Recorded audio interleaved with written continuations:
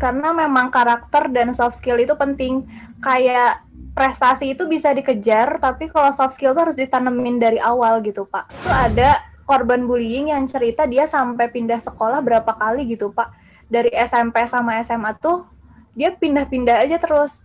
Tapi dia tuh pindahnya di kota yang sama. Jadi akhirnya tuh dikejar juga sama si pembuli ini. Share values for a better world. Budi Bansah Podcast. Assalamualaikum warahmatullahi wabarakatuh. Berjumpa kembali para pemirsa. Pada hari ini saya bersyukur kedatangan tamu ya, Siva Hairunisa. Ya, selamat datang, Neng. Iya, makasih banyak, Pak. Ya, terima kasih. Siva ini salah seorang mahasiswi yang berprestasi ya, mahasiswi UPI yang berprestasi, masih muda, belia, masih semester 4, sudah banyak menoreh prestasi. Nah, yang paling membanggakan kami semuanya ternyata memang dari sejumlah aktivitas ya, Siva ini ternyata tahun 2021 sekarang jadi Duta Pendidikan Jawa Barat, utamanya jadi top model Duta Pendidikan Jawa Barat 2021. Bener, Neng? Iya, Pak, betul sekali. Ya, jadi top model pendidikan ya, Duta Pendidikan ya Jawa Barat 2021. Nah, ngomong-ngomong tentang pendidikan, begitu kan sangat luar biasa. Pendidikan itu merupakan satu hal pembangunan yang benar-benar penting ya bagi pengembangan sumber daya manusia kita. Nah, ini ada top model Duta Pendidikan. Itu ceritanya bagaimana? Coba Neng Siva bisa berbagi cerita ya. Iya, Pak. Sebenarnya nggak sangka ya dapat atribut top model karena kayak banyak yang lebih gitu, Pak. Banyak yang lebih cantik, banyak yang lebih tinggi, banyak yang lebih baik lah gitu.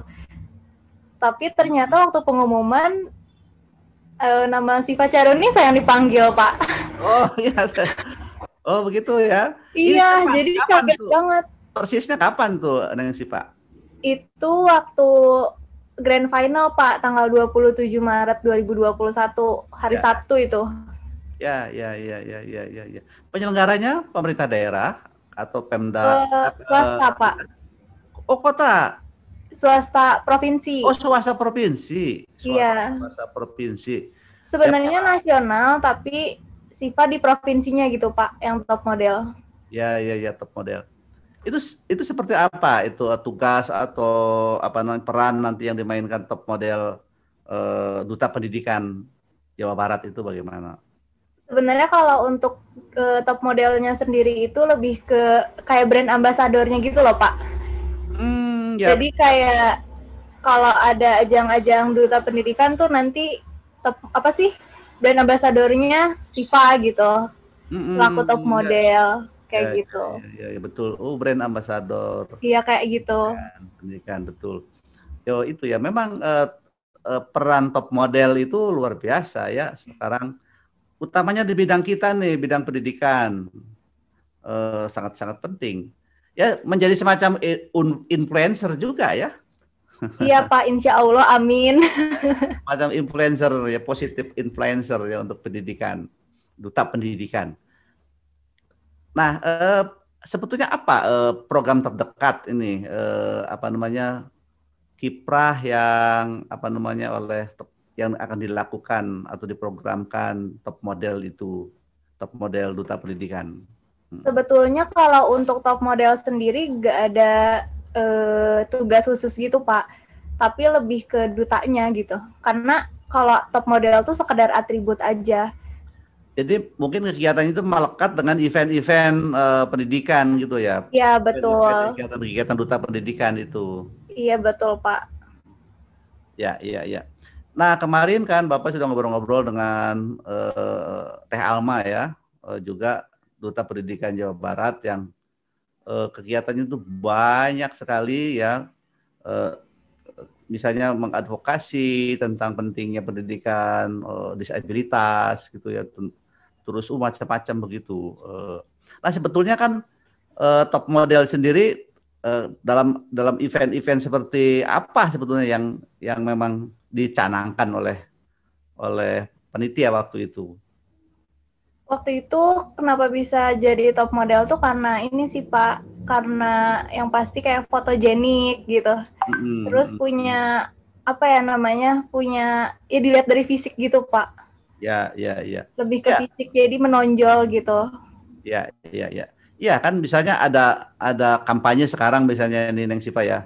Misalnya sekarang kan tidak kurang-kurang persoalan yang ditimbulkan oleh pandemik COVID-19 gitu. Bagaimana menghadapinya terutama dalam proses-proses pendidikan begitu ya. Kepada anak-anak misalnya perlu walaupun sekarang sekolah masih online misalnya kan tetap saja bagaimana apabila para top model itu bisa mengedukasi gitu, memberi teladan, memberikan contoh ya, bisa tetap belajar mandiri di rumah atau macam-macam gitu. Nah, peran-peran itu bagaimana sebetulnya pada saat digagas oleh panitia sehingga menampilkan top model? Kalau untuk top model sendiri tuh lebih ke ini Pak, kayak bikin video edukasi, terus foto-foto edukasi kayak gitu, yang mencanangkan tentang pentingnya pendidikan kayak gitu. Kita lebih ke video-video gitu, terus kayak pembuatan gini kayak kolaborasi podcast segala macam video-video gitu Pak. Iya. Apakah ada video-video yang sudah diproduksi oleh SIPA misalnya yang yang bisa jadi bisa jadi contoh, bisa jadi pelajaran bagi para peserta didik begitu agar lebih giat belajar di era sekarang. Kalau sejauh ini lagi proses sih Pak, lagi proses pembuatan pendidikan karakter gitu. Jadi walaupun online tuh kita kan pendidikan karakter tetap penting ya Pak. Nah, jadi lagi menjerumus ke situ sih. Betul, betul Neng Sipa. Jadi dalam beberapa kesempatan kemarin diantaranya yang webinar nasional misalnya, Bapak ditanya oleh banyak pihak, para guru terutama, ini bagaimana sih mengedukasi atau pendidikan karakter di era pembelajaran online itu? Nah, Neng Sipa kan pasti bisa berbagi nih. Gimana tuh lewat video-video yang diproduksi atau ada kegiatan-kegiatan membuat podcast macam-macam untuk menanamkan karakter itu gimana tuh? Banyak sekali yang bertanya, guru-guru terutama di pedesaan. Sebetulnya kalau misalkan untuk menjurus ke desa ya Pak, karena kan di desa itu ada perbedaan sendiri ya, kayak nggak seluas di kota gitu Pak. Yep. Apalagi dari jalur internet. Jadi pengennya insya Allah kalau misalkan ada jalan, pengennya video-video edukasi itu disalurkannya lewat TV sih Pak. Lewat ini aplikasi-aplikasi yang lagi booming kayak TikTok kayak gitu Pak. Betul. Kalau sekarang tuh lebih ke TikTok sama YouTube aja dulu. Kalau untuk ke televisi insya Allah secepatnya. Iya. Ya betul. Jadi sekarang kan semacam jadi kiblat ya, bagaimana sebetulnya mengedukasi masyarakat termasuk para pelajar itu lewat YouTube atau TikTok. Iya. TikTok gitu ya. Semacam apa misalnya konten yang akan yang mesti kita disiapkan tuh lewat YouTube atau lewat TikTok untuk mengedukasi. Terus terang saja dalam era pandemi 19 gitu ya, kan sebenarnya kita sedang melaksanakan kurikulum darurat ya. Anak-anak juga belum siap, guru-guru juga banyak yang belum siap. Itu konten semacam apa yang memang simpel tapi memang bisa mengena gitu ke sasaran. Pasti kalau aku tuh kepikirannya ini sih Pak, targetnya tuh kayak bikin karikatur gitu, video karikatur. Anak-anak tuh kan suka ya sama karikatur, kartun-kartun gitu. Terus kita juga bahasannya nggak yang berat-berat Pak. Kita jadi lebih ke bahas yang belajar yuk gitu, belajar tuh penting dari mulai kayak gitu. Terus kenapa belajar itu penting, terus belajar tuh pentingnya untuk apa sih gitu untuk masa depan. seberapa penting sih pendidikan kayak gitu sih Pak, yang awal-awal dasar-dasar dulu gitu. Terus nanti selanjutnya kayak mulai ke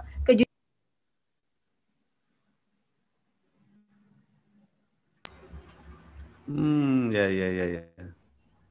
Halo, Neng? Iya Pak. Ya. Jadi iya betul ya. Jadi memang kan dekat dengan anak-anak dunianya ya, lewat karikatur gitu. Mungkin juga apakah mungkin misalnya lewat karikatur tapi karikaturnya tokoh-tokoh misalnya, tokoh-tokoh teladan anak-anak. Bisa Pak, bisa banget itu. Bisa ya? Benar-benar. Jadi kolaborasi gitu kan nanti jatuhnya. Ya, iya betul. Nah, jadi dari awal yang misalnya lewat hal-hal yang ringan, lewat karikatur, kemudian apakah bisa langsung misalnya selanjutnya menjelaskan konsep-konsep pendidikan atau konsep-konsep karakter yang lebih lebih konseptual gitu misalnya? Iya tentu Pak, pasti bakal berjenjang terus gitu. Ya. Itu segmen yang akan dibidik Sipa dan teman-teman, mulai dari TK atau SD atau sampai ke jenjang yang lebih tinggi misalnya? Mulai dari TK sampai SMP sih Pak. Sampai SMP. Iya. Kenapa? Karena kalau SMA udah beda gitu Pak. Maksudnya SMA kan anak-anaknya juga udah menuju dewasa gitu. Jadi kontennya pasti udah berbeda banget. Ya betul. SD SMP memang masih konotasi anak-anak gitu ya? Iya betul. Ya SMA. Bisa dibawa gitu Pak. Ya.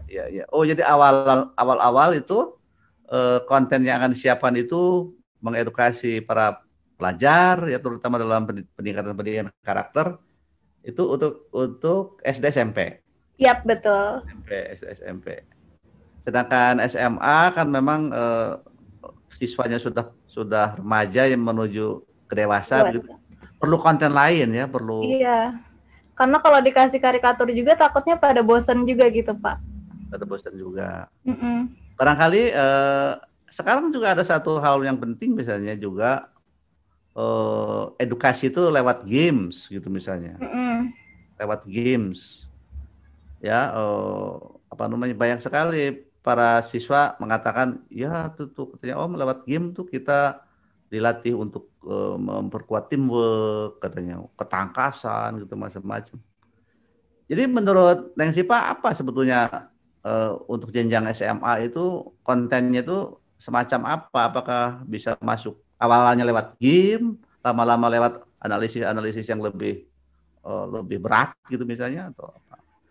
Kalau untuk game sih sebenarnya Sipa sendiri kurang setuju ya Pak, karena game tuh lebih ke permainan gitu. Jadi walaupun ada edukasi, ya paling cuma sekitar 20-40% gitu.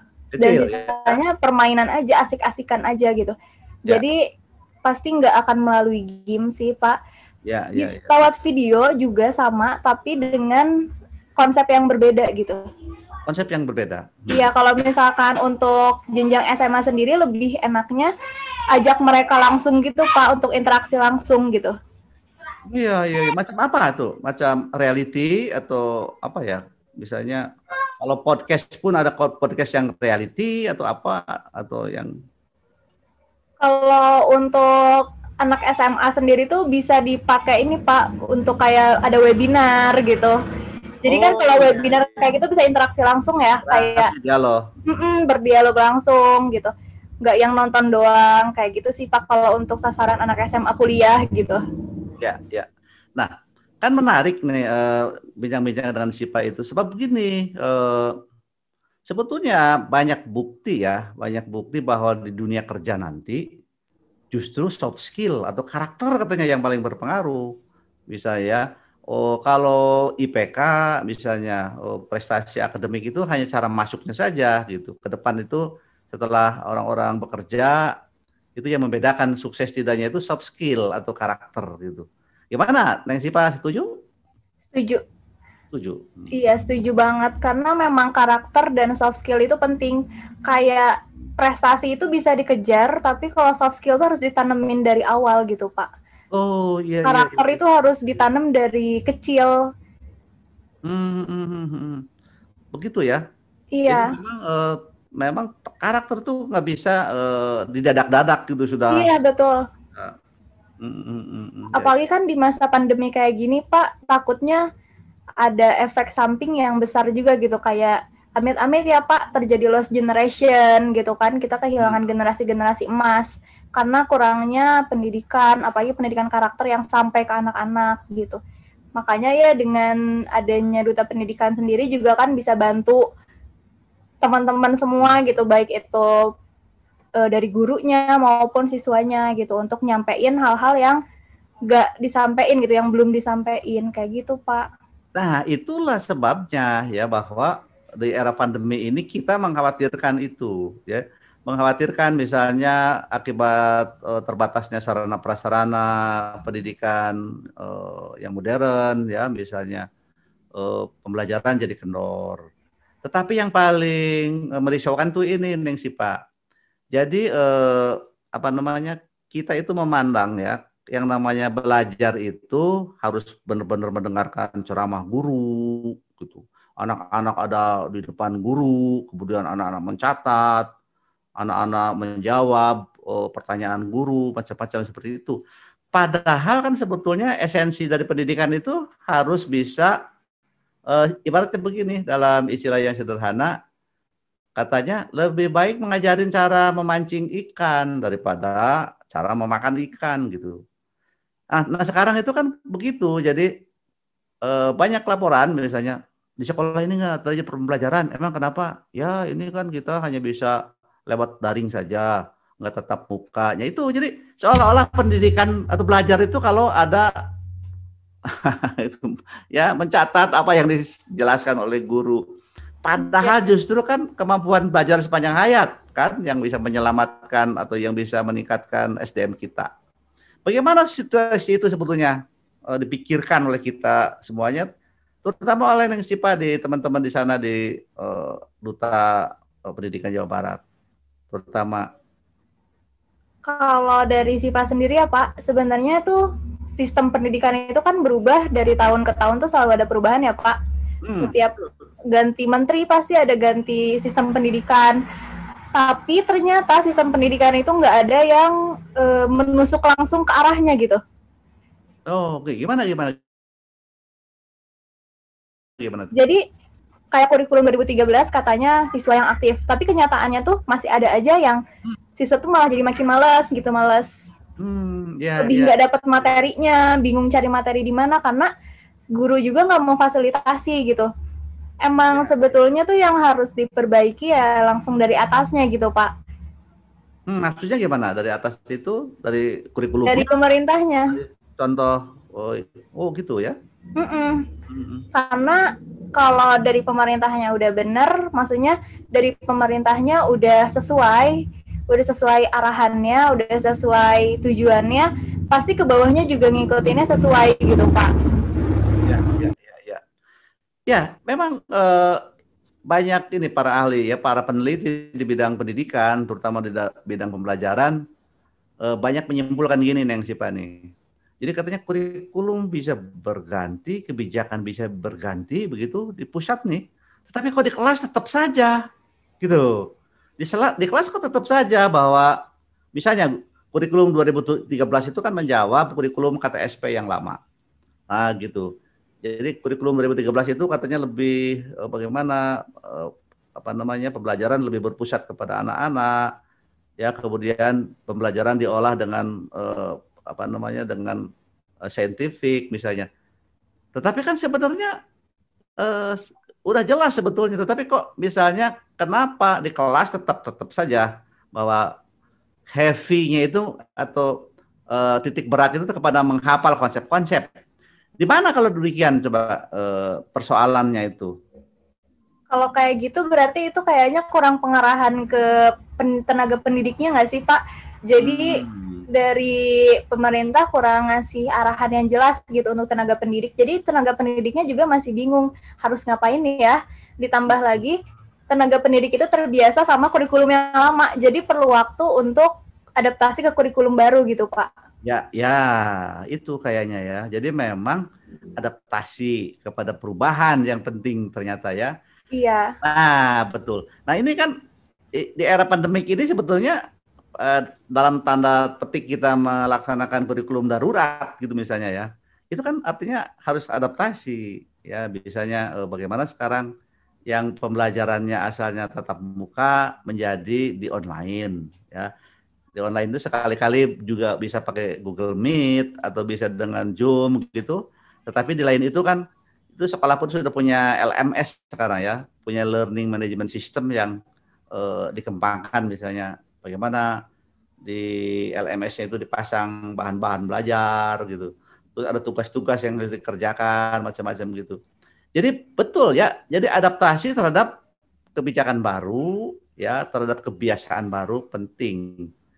Sedangkan seolah-olah masa pandemi ini kita dipaksa sebetulnya ada kebiasaan baru dalam belajar mengajar. Betul begitu ya? Iya betul, dan kebiasaan barunya tuh jujur bikin kaget ya Pak. Ya betul. Kaget semua pihak gitu ya. Ya. Bikin kaget semua pihak. Jadi sepertinya kita dipaksa untuk melaksanakan kebiasaan baru begitu ya. Nah, ke depan kan kita masih tetap belum belum jelas misalnya ya, apakah kita kembali lagi ke kegiatan yang lama gitu seperti sedia kala. Tetapi dalam berdasarkan berbagai analisis misalnya ya, setelah pandemik seperti ini, tampaknya nggak bisa kembali seperti normal, bahkan normalnya itu normal baru, new normal itu ya. Apakah ada pemikiran dari para duta pendidikan atau ada gagasan atau ide gitu? Apakah memang kita harus kembali seperti sedia kala, di mana guru tetap sangat dominan begitu? Atau ada pikiran lain bahwa kita sudah beri pelajaran nih, ternyata selama 1 tahun ini anak-anak sudah diberi kesempatan belajar mandiri gitu ya, lewat online atau bahkan lewat baca buku sendiri. Ke depan itu kayak apa misalnya agar kebiasaan yang sudah dipaksakan sekarang itu justru berdampak positif untuk kebiasaan yang baru. Atau bagaimana pandangan yang Pak? Apakah kita bisa belajar dari pengalaman sekarang itu dibawa untuk pengalaman belajar yang lebih baru, di mana guru dan siswa itu sama-sama aktif gitu? Bisa sih Pak, bisa banget. Walaupun sekarang udah terbiasa belajar mandiri, terbiasa nggak tatap muka, tapi kan tahun-tahun sebelumnya kita biasa belajar tatap muka. Tahun-tahun sebelumnya kita biasa interaksi langsung antara tenaga pendidik sama siswa gitu kan. Jadi kayak ini tuh cuma sekedar jeda aja gitu. Dan kalau misalkan nanti bisa kembali lagi, insya Allah, amin, bisa kayak sedia kala, pasti bisa kok Pak kayak biasa lagi. Guru yang menjelaskan, anak-anak yang, siswa yang mencatat, kayak gitu-gitu bisa sih Pak, pasti bisa. Ya. Nah, persoalannya kan menurut teori, secara teoritis gini, kan di dunia ini kita mengenal ya, ada yang disebut pembelajaran konvensional yang seperti sedia kala kita ya, face to face, terus seperti itu. Ada yang fully online, misalnya yang dilakukan oleh para perguruan tinggi yang open university misalnya. Nah, jadi ada 2 kutub nih. Di satu kutub yang pembelajaran tradisional itu fully tatap muka, yang di kutub yang lain itu fully online. Secara teoritis atau bahkan juga berdasarkan beberapa hasil riset mengatakan begini, dua-duanya itu memang punya keunggulan, tapi juga punya kelemahan. Nih coba katanya, yang namanya fully tatap muka itu atau pembelajaran konvensional katanya memang unggulnya itu nggak bisa digantikan, itu bisa ada hubungan interpersonal antara guru siswa, siswa dengan siswa, guru dengan koleganya macam-macam, itu nggak bisa digantikan katanya gitu. Tetapi kelemahannya itu katanya tidak memandirikan anak belajar. Nah, tapi yang kutub yang satu, yang online, fully online, sudah terbiasa anak belajar sendiri. Di Indonesia mahasiswa UT misalnya. Itu kalau Neng Sipa kalau lihat, kalau ada sarjana dari universitas terbuka yang tradisinya independent learning, belajar mandiri, itu luar biasa. Mereka itu punya kemandirian belajar luar biasa. Jadi punya kemampuan belajar sepanjang hayat, sudah terbiasa 4 tahun S1 gitu. Tapi kelemahannya katanya itu ya. Jadi jarang bertutur sapa dengan teman-teman, dengan dosen juga tidak bertemu, dosennya juga menjadi modul, bahkan program konten di online gitu. Jadi itu. Nah, sekarang tuh teori yang ideal itu katanya memadukan itu yang disebut hybrid learning atau blended. Jadi coba menurut top model pendidikan ya, bagaimana caranya tuh untuk mempromosikan itu ya? Kita tetap saja yang namanya tatap muka nggak bisa digantikan ya. Pembelajaran di kelas itu nggak bisa digantikan itu mah. Sebab kita kan di sekolah mah bukan hanya pembelajaran, pengajaran, tapi ada pendidikan. Gimana ya? Ada touch, high touch. Bahkan ada konsep disebut di samping high text juga harus high touch. Gitu ya. Jadi sentuhan fisik itu penting gitu ya. Memberikan perhatian langsung kepada peserta didik macam-macam. Tetapi kan sekarang tampak-tampaknya itu Kementerian Pendidikan dan Kebudayaan pun tampak-tampaknya akan semacam mempromosikan blended learning. Nah, gimana nih pemikiran ke depan itu yang perlu diedukasikan ke halayak, termasuk orang tua? Kalau untuk kayak seperti itu agak susah sih Pak, pasti butuh waktu lama untuk untuk bisa betul-betul adaptasi gitu dengan penyatuan antara tatap muka dan belajar mandiri. Sebetulnya kalau untuk belajar mandiri sendiri sebenarnya udah dicanangkan dari dulu sih Pak, kalau menurut Siva ya. Kayak pemberian tugas itu kan udah masuknya belajar mandiri. Kita udah biasa kerjain tugas sendiri, nyari jawaban sendiri gitu. Jadi sebetulnya, tapi kalau misalkan untuk yang lebih besar dari itu perlu waktu lama banget sih, dan pasti akan ada pro kontranya. Ya persis. Jadi memang ramainya pembelajaran daring pun kan kita di era pandemi saja ya. Mungkin hanya beberapa universitas yang sudah agak mapan misalnya ya, udah agak mapan infrastrukturnya. Yang paling mapan ya di kita ya UT terbuka. Mereka kan sudah terbiasa itu. Nah sekarang gini, persoalan yang kita hadapi itu kan Neng Sipa juga melakoni ya bagaimana pembelajaran udah 1 tahun nih pembelajaran online. Bapak juga merasakan begitu bagaimana menyiapkannya, demikian jungkir baliknya sebetulnya ya, menyiapkan modelnya itu, model konten-kontennya.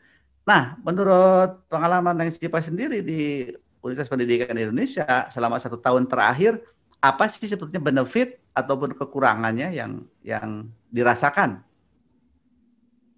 Kalau Siva pribadi sebetulnya nggak begitu mendapatkan banyak benefit dari adanya pengajaran secara online sih Pak.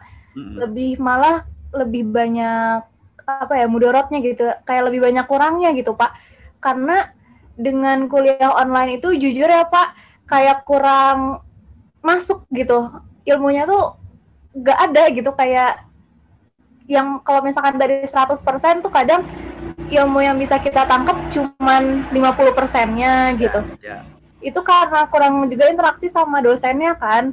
Agak susah gitu Pak untuk interaksi langsung sama dosen. Terus kita juga jadinya nggak kenal sama dosennya. Jadi kalau kita ada pertanyaan pun canggung gitu Pak untuk menghubungi, untuk nanya langsung tuh susah gitu.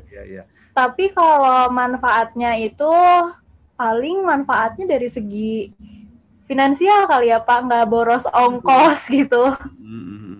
Tapi sisanya itu sih Pak.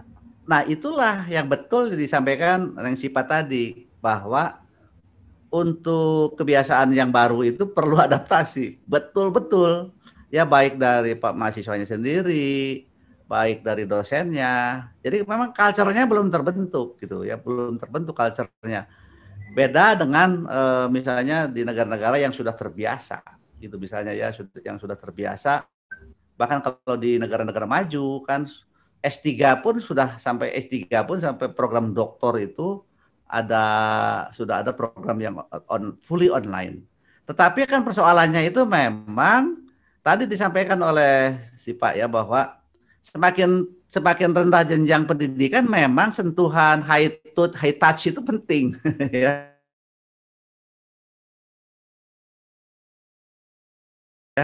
Ya, mungkin kemandirian yang lebih diutamakan ya. Nah, saya kira memang itu persoalannya ya, mungkin ke depan sampai ke perguruan tinggi S1 mungkin ya, terutama S1 yang semester awal itu memang itu penting banget tatap muka itu ya, penting banget tatap muka itu. Nah, oleh karena itu barangkali dalam era new normal itu setidak-tidaknya memang ada apa ya, ada keseimbangan. Dalam textbook itu disebutkan misalnya kalau disebut blended itu ya minimal ya bukan hanya 50-50 ya, tetapi minimal ada 40% yang online-nya itu sudah disebut blended juga. Jadi yang 40% di online-nya itu, yang 60% tatap muka itu, yang tatap muka untuk mengisi high touch-nya gitu. Nah, untuk yang 40% ya untuk mengembangkan high tech-nya ya. Anak-anak juga dilatih berselancar di internet gitu misalnya. Itu pun tetap bukan diabur. Ya. Jadi infrastrukturnya disiapkan oleh kampus, konten-kontennya juga disiapkan sebagian oleh dosen gitu ya. Dan yang paling penting itu pengalaman yang siapa luar biasa, dirasakan oleh Bapak juga. Apa yang disebut misalnya tradisi baru dari para dosennya sendiri gitu ya, membuka diri ya, apa namanya, lebih aktif misalnya advokasi para mahasiswa, jangan canggung-canggung. Kalau ingin bertanya, lihat bisa kita, misalnya Bapak nih, walaupun Bapak dalam pembelajaran di sekarang itu menggunakan learning management system pada UPI Edu misalnya, tetapi selalu meminta kepada anak-anak tiap kelas bikin grup WA gitu ya. Jadi kalau ada apa-apa itu bisa jadi lewat grup WA. Oke. Nanti minggu depan kita tatap maya ya lewat Zoom. Nah, terus apa namanya, biasakan kalau bertatap maya di Zoom juga nanti on cam. Makanya kuotanya jangan diboroskan, harus bisa on cam gitu misalnya. Terus pakai baju yang rapi gitu ya. Kemudian masuk harus tepat waktu, jangan terlalu lelet, macam-macam. Kemudian kalau ada persoalan-persoalan yang perlu ditanyakan, bisa langsung pada saat waktu tatap maya ataupun lewat WA seperti itu. Jadi tidak sungkan-sungkan kan, jadi maksudnya supaya kenal kan gitu, walaupun kan berjauhan gitu ya, di layar apa di screen ya, di screen kita bertatap maya gitu, tetapi sebetulnya tetap itu intimasi itu harus dibangun, relasi.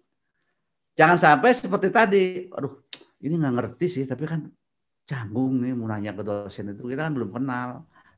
Gitu. Itu PR tuh bagi kita para dosen, para guru, apalagi di sekolah barangkali yang Sipa ya. Jadi ya, Bapak kan tadi sudah punya tesis bahwa kayaknya semakin tinggi jenjang pendidikan mungkin yang namanya pembelajaran independen itu sudah semakin dibutuhkan dan semakin biasa. Nah, semakin bawah nih, S1, semester awal-awal SMA, SMP, SD. Sampai sekarang yang persoalannya di SD, benar-benar luar biasa ya. Persoalan di SD itu, apa namanya, internet aya. Gitu ya, kuota juga kurang. Akhirnya kan guru datang kan langsung ke rumah masing-masing bawa bahan bacaan, gitu macam-macam. Luar biasa. Jadi, apa namanya, penting ya adaptasi baru itu. Budaya baru itu perlu adaptasi gitu ya, luar biasa pentingnya. Nah, sekarang kita ngobrol-ngobrol yang lain. Ini di CV-nya Neng Sipa tuh menarik banget ya, banyak sekali. Di sini disebutkan ada, apakah aktif di Asia Youth Summit atau apa ini di sini dalam CV ada? Oh, itu waktu itu ada acara ini Pak, pematerian gitu tentang SDG gitu Pak, 17 SDG. Oh, SDG, waktu SDG itu. Iya, itu. Terus itu, webinar 2 hari.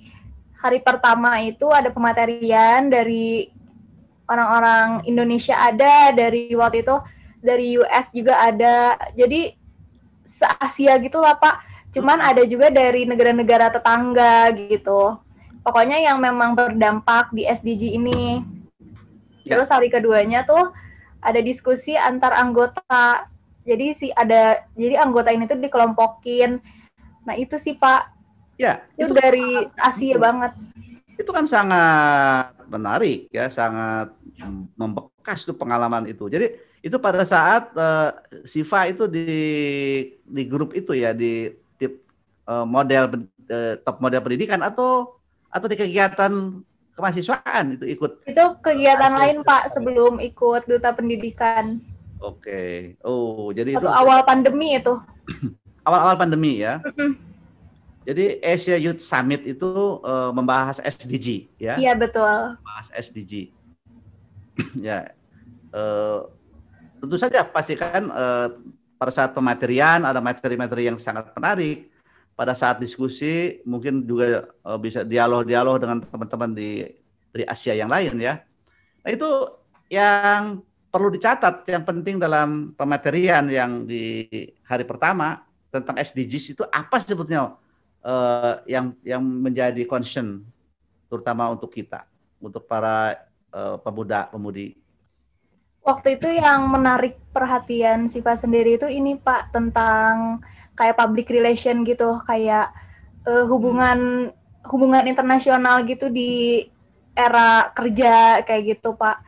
Itu sih menarik banget, karena kan memang apapun pekerjaannya, apapun pendidikannya, apapun aspeknya, komunikasi itu penting ya. Apalagi komunikasi interpersonal kayak gitu Pak. Itu sih menarik banget yang tentang komunikasi kayak gitu. Ya itu sebab kan salah satu soft skill. Nah, lagi-lagi ya. Salah satu soft skill yang paling dominan untuk keberhasilan dalam bekerja itu adalah communication skills. Nah, gitu ya.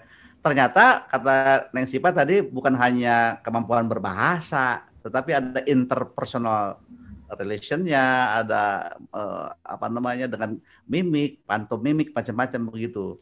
Penting sekali begitu ya. Iya, ekspresif misalnya. Neng Siva kan tentu sangat paham kalau apabila pernah berkomunikasi dengan orang-orang bule misalnya, atau orang-orang dari negara-negara yang barat begitu, kan mereka sangat ekspresif sekali ya dalam mengungkapkan gagasan gitu, meyakinkan orang macam-macam. Oke, bagus sekali itu. Jadi itu bekal bekal menjadi top model duta pendidikan itu memang penting begitu, seperti itu. Iya. Apalagi misalnya termasuk apalagi kalau Neng Siva itu dari pendidikan manajemen perkantoran atau manajemen perkantoran saja yang non-dik ya? Pendidikan Pak. Pendidikan. Nah itu. Jadi apalagi bagi calon pendidik gitu, kemampuan komunikasi itu luar biasa ya. Iya. Penting banget gitu.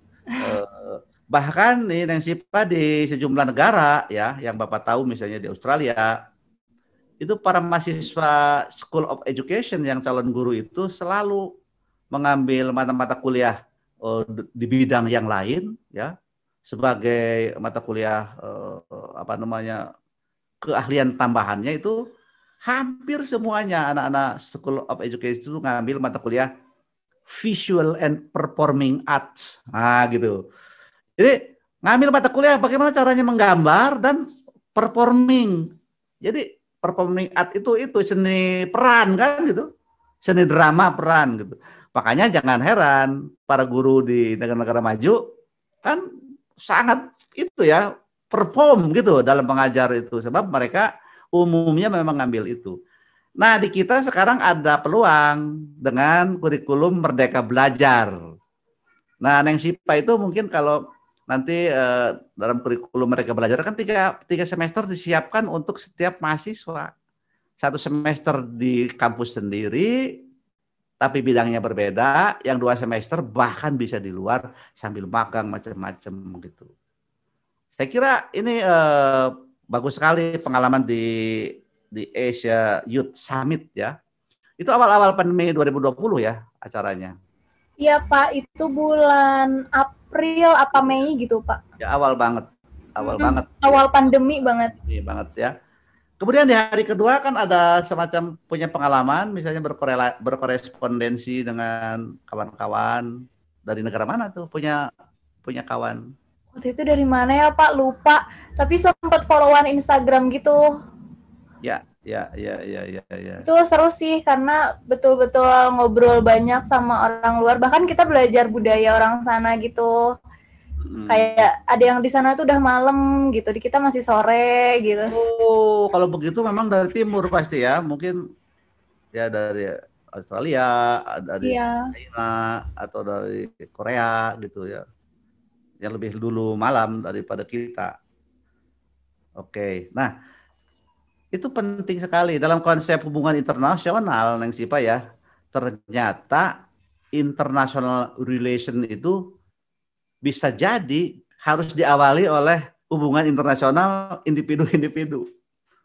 Kita punya kawan gitu. Bener tuh. Misalnya beberapa tahun belakangan sebelum COVID, misalnya Bapak itu selalu menerima tamu-tamu dari para mahasiswa dari Australia, ya, dari kampus-kampus dari Monash University, dari Flinders University, itu umumnya ambil namanya itu mata kuliah studi tour kalau mereka itu tinggal di Bandung ya 1 bulan di keluarga-keluarga di Bandung, homestay ya. Di rumah Bapak juga sampai ada 3 kali para mahasiswa di sana yang tinggal di sini, kemudian ikut mengajar di sekolah-sekolah di Bandung, ikut belajar main angklung di UPI di sini dengan Kabumi. Oleh Bapak diajak latihan jaipongan tuh di sana di Jelekong, nonton wayang golek macam-macam. Wah, pokoknya rame gitu. Itu selalu Bapak tanya baik ke dosen pembimbingnya maupun ke mahasiswa. Ngapain tuh ke sini benefitnya? Gini ceritanya. Jadi pemerintah Australia itu mengajarin kepada para mahasiswa itu pergi kemana saja. Terutama ke negara-negara yang next door neighbors ya, tetangga terdekat Indonesia misalnya. Katanya gini, Pak, katanya kalau kami pernah mengenal orang-orang Indonesia, ya, pernah tinggal di Indonesia, punya keluarga angkat di Indonesia, kalau nanti kami jadi pejabat di Australia, terutama pejabat-pejabat di Kementerian Luar Negeri, kami sudah terbiasa, sudah relasi kami itu sudah, gitu. Jadi betul tuh. Jadi tadi Neng Sipa dalam SDGs itu kenapa communication dan international relation itu penting, itu ya. Itu penting banget ya. Nah, barangkali kegiatan-kegiatan di kampus kita terutama barangkali ke depan betul-betul harus punya itu ya, punya relasi-relasi. Apalagi sekarang gampang sekali kan, lewat bagi-bagi lewat ngobrol-ngobrol di Instagram gitu. Betul. Ya. Di Facebook gitu. Dipermudah banget, apalagi di Instagram itu kan luas banget ya Pak, dan semua orang pakai gitu. Ya, persis. Nah, jadi pengalaman di EC Youth Summit itu seperti itu ya. Kegiatan-kegiatan lain banyak juga ini di sini ya, Neng Sipa itu. Tetapi juga yang paling penting nih kita akan perbincangkan. Ternyata di sini punya pengalaman, apakah ini ikut juga advokasi atau apa? Ada tulisan kita korban bullying. Kita korban bullying. Itu urusan bullying itu benar-benar masih jadi hal-hal yang sangat menakutkan bagi kita. Itu pengalaman di mana tuh? Itu maaf Pak, bentar. Volunteer? Iya Pak, itu waktu volunteer kita korban bullying itu volunteernya sekitar 3 bulan. Nggak lama sih. Itu kita kampanyekan anti bullying gitu via Instagram. Waktu itu via Twitter. Waktu itu kita belum ke ranah TikTok karena belum ada kontennya gitu Pak. Jadi baru ke Instagram sama Twitter gitu. Dan rata-rata itu anggotanya yang pernah dibully juga. Jadi waktu ngobrol tuh kayak seru banget gitu Pak. Jadi kita tahu gimana perasaan orang yang dibully. Akhirnya kita bisa ngerti harus ngapain nih. Kayak gitu. Iya. Itu berdasarkan dialog-dialog Neng Sipa dengan yang teman-teman yang korban dibully itu. Sekarang kan pembulian juga sekarang kan lebih modern juga ya. Iya. Bisa lewat digital bullying gitu, bisa itu ya. Gimana itu kok? Mereka itu apa? Level para pelajar atau di level mana gitu? Iya, mereka itu ini Pak yang masih sekolah. Terus rata-rata ternyata bullying itu paling banyak di SMP sama SMA Pak. Oh, begitu. Iya, dibanding sama SD yang kelihatannya kayak pada Mm-mm. ledek-ledekan gitu ya. Mm-mm. Ternyata tuh SMP sama SMA jauh lebih parah dampak bullyingnya. Karena mereka udah mulai ngerasain sakit hati, udah mulai ngerasain, ih kok gini ya, ih kok gitu ya, gitu. Umumnya bullyingnya yang physically atau apa yang Ucapan. Mm-mm. ucapan ya, ucapan. Iya, terus Ucapan sampai tapi dalam proses itu ya, dalam face to face ya, bukan di dunia maya, bukan di internet. face to face, iya, dunia maya juga iya gitu Pak. Jadi kayak mereka tuh kemana-mana dikejar aja gitu. Di dunia nyatanya mereka dibully, di dunia mayanya juga mereka dibully dengan orang yang sama gitu Pak. Ya, ya, ya, ya, ya, ya. Nah, edukasi yang diberikan teman-teman oleh Neng Cipa gimana? Apakah memang mereka itu bisa apa ya, semacam permisif atau apa, atau semacam untuk melupakan luka lama macam-macam? Gimana sih mengedukasinya? Maksudnya untuk edukasi ke korban bullyingnya gitu. Ya, ya, persis. Kalau di kita korban bullying kemarin itu kita lebih merangkul mereka gitu, kayak yuk kalau ada yang mau diceritain ayo gitu, kalau Ya, mau ngobrol ayo gitu. berbagi perasaan ya. Iya, nggak boleh dipendem gitu, cerita aja. Terus kita udah mulai ke kamu harus berani gitu. Kalau misalkan kamu ngerasa nggak kayak gitu, udah kamu ngomong, kamu bilang kalau kamu itu bukan orang yang berhak untuk dibully gitu. Kamu itu Hmm, hmm, hmm. manusia yang istimewa gitu sih Pak, lebih ke Ya, ya, ya. kalimat-kalimat motivasi gitu. Ya, separah apa sebetulnya yang diamati oleh Nancy Pak, korban terhadap korban bullying itu? Waktu itu ada korban bullying yang cerita dia sampai pindah sekolah berapa kali gitu Pak. Dari SMP sama SMA tuh dia pindah-pindah aja terus. Tapi dia tuh pindahnya di kota yang sama. Jadi akhirnya tuh dikejar juga sama si pembuli ini. Jadi si Dikejar. pembuli ini punya teman misalkan di SMA ini. Terus dia bilang, itu tuh si itu tuh gini-gini loh orangnya, bully aja gitu. Soalnya dia di sekolah lama dibully, akhirnya di sekolah yang baru dibully juga gitu Pak. Ya. Jadi emang miris banget sih Pak kalau tentang bullying itu.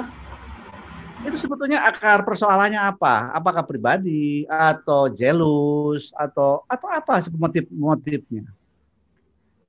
Mungkin karena dia berbeda sih Pak. Maksudnya karena si korban bullying ini berbeda. Rata-rata kalau yang Siva lihat ya, dari pengalaman itu korban bullying itu biasanya dia yang gak berani ngomong. Terus dia yang Ya, ya, punya ya. ras berbeda, punya suku Oh, berbeda, kayak ini aja sih Pak, kayak rasis sipit gitu. ya, Padahal kan ya, itu ya, kan cuma urusan mata gitu ya Pak. ya, ya, ya. Terus kayak kulitnya lebih hitam dari teman-temannya, jadinya kayak suka dibilang hitam-hitam gitu. Ika, ya, ya. Ya itu, memang bullying itu rasis sebetulnya. Salah satu bentuk rasis ya. Rasisme ya, urusan-urusan physically, urusan-urusan lain. Nah, itu kan bagus sekali apa namanya, merangkul korban ya. Tetapi apakah ada sekarang bagaimana sebetulnya mengedukasi para pelaku bullying sendiri gitu ya. Selain diamankan oleh pihak berwajib gitu sebetulnya. Apakah ada di sekolah itu juga apa namanya, atau memang eh, sepi di kita itu, misalnya bagaimana sebetulnya menghentikan bullying itu dari pelakunya sendiri yang harus disadarkan. Kadang itu Pak, pelaku bullying itu gak ngerasa kalau dia ngebully. Dia Oh, itu begitu. ngerasanya lah orang cuman bercanda gitu. Padahal itu dia ngebully. Jadi sebetulnya kenapa masih banyak bullying di Indonesia sendiri gitu ya? Ya, ya itu Kenapa banyak bullying di sini? ada. Karena si pelakunya nggak sadar kalau dia itu sebenarnya tukang bully gitu.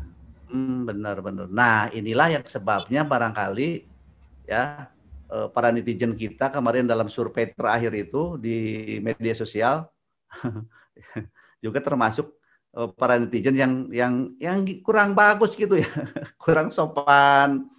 Kayaknya itu sebabnya ya. Jangankan ngomong tidak sopan, membuli saja dirasakan sebagai hal yang iseng-iseng Biasa, aja begitu, biasa, gitu. bercanda gitu. Canda gitu. Padahal candanya itu kelewatan. Sampai bikin orang sakit hati kan itu. Nanti sampai rasis.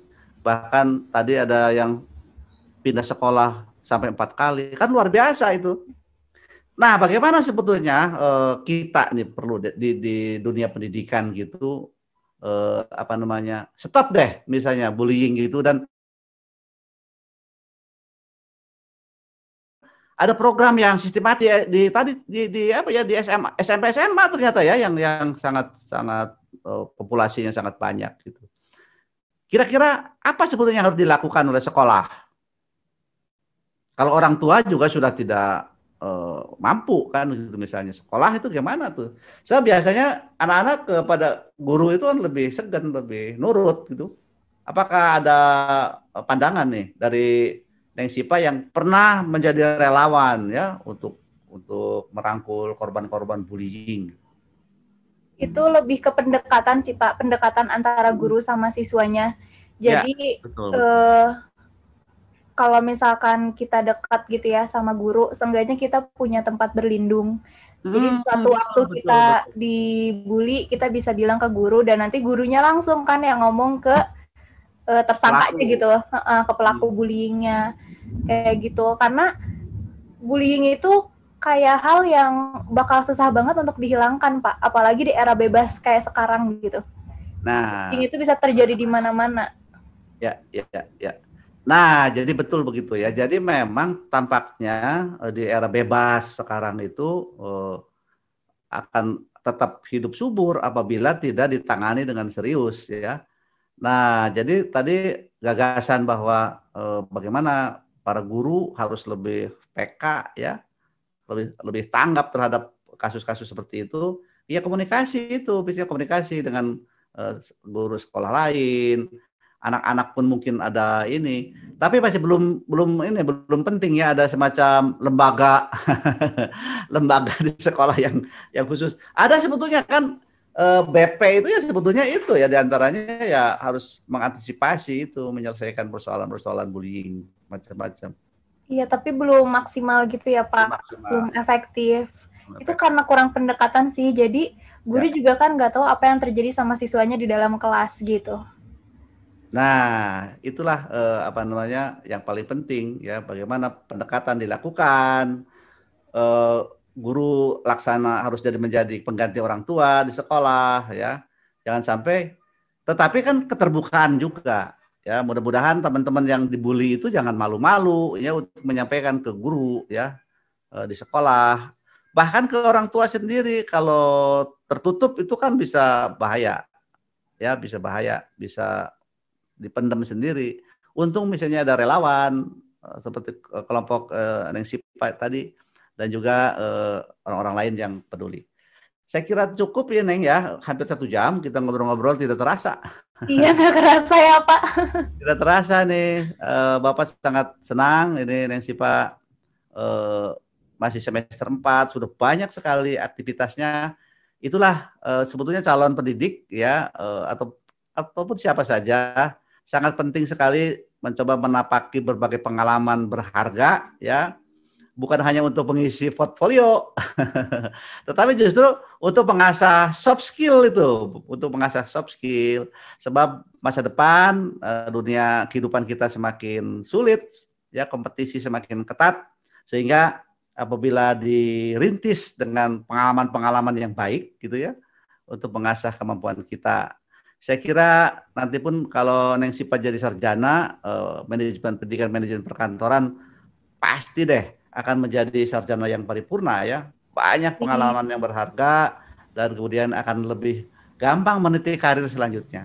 Amin. Terakhir nih, aspirasi ke depan gimana Neng Sipa nih? Setelah kapan kira-kira mau lulus di S1, kemudian ngapain kesannya? Apakah mau ngambil S2 di dalam negeri, di luar negeri, atau meniti karir yang lain gitu?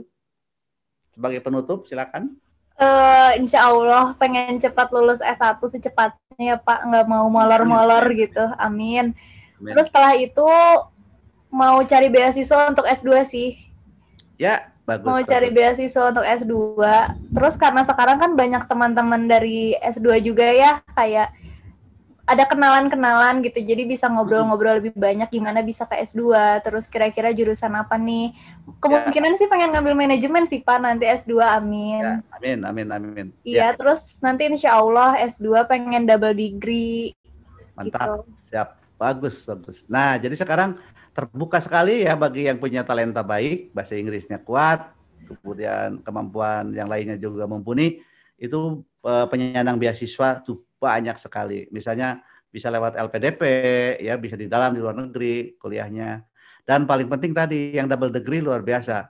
Di kita itu yang dalam negeri barangkali masih bisa dihitung jari ya. Bapak lihat, Bapak dengar di BINUS itu ada yang beasiswa yang double degree atau di tempat lain barangkali sekarang sudah ada. Saya kira terima kasih sekali lagi Nengsi Pak ya. Iya, terima kasih Terima Prof. kasih atas kehadirannya. Para pemirsa yang budiman, demikian bincang-bincang saya dengan Sipa Khairunisa, top model Duta Pendidikan Jawa Barat 2021 yang tengah meniti karir akademiknya di Universitas Pendidikan Indonesia, dan Neng Sipa ingin bercita-cita untuk meningkatkan kemampuan akademiknya di jenjang S2 dengan akan menghunting beasiswa. Mudah-mudahan cita-citanya dimudahkan oleh Allah ya, dikabul nanti dalam merintis cita-cita ini, dan mudah-mudahan menjadi sosok nonoman Jawa Barat ya yang yang paripurna di masa yang akan datang. Terima kasih sekali lagi Nancy Pak ya. Salam untuk keluarga. Kita akhiri saja dengan ucapan alhamdulillahirobbilalamin. Assalamualaikum warahmatullahi wabarakatuh. Share values for a better world. Budi Mansa Podcast.